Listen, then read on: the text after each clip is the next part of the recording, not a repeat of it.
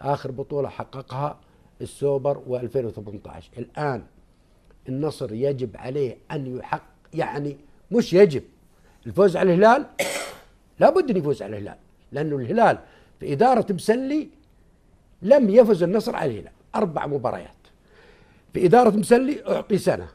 الاتحاد فاز 2-0 يا لحظة، الاتحاد فاز الموسم الماضي يا رجال استرح.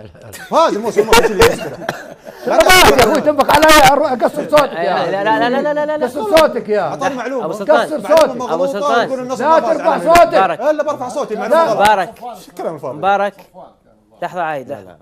يا شباب بعد كاس اسيا يا اخي عندك شيء باحترام تقدر تقوله. صححت معلومه معليش الموسم الماضي. معليش لو سمحت لا ترفع ما الصوت. رفعت صوتي. لا لا لا انا ما رفعت صوتي أنت على اعلام عادي. الهلال، برفع على عايد. لا لا لا لا لا اذا سلمان، سمحت إيش فيك اذا سمحت منه فيني ابو سلطان. لا لا ماني منكم. ابو سلطان لا لا ماني منكم. عايد. لا لا ابو سلطان لا انا قاعد أتكلم. انا اذا سمحت لي سم. انا احفظ لك الحق. سم.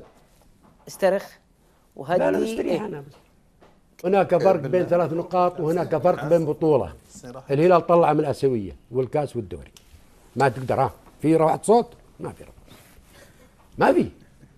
إذا النصر مطالب أنه الآن الهلال موقف، الاتحاد موقف، وربما الشباب موقف، مهيأ له الطريق أن يحقق 3 بطولات.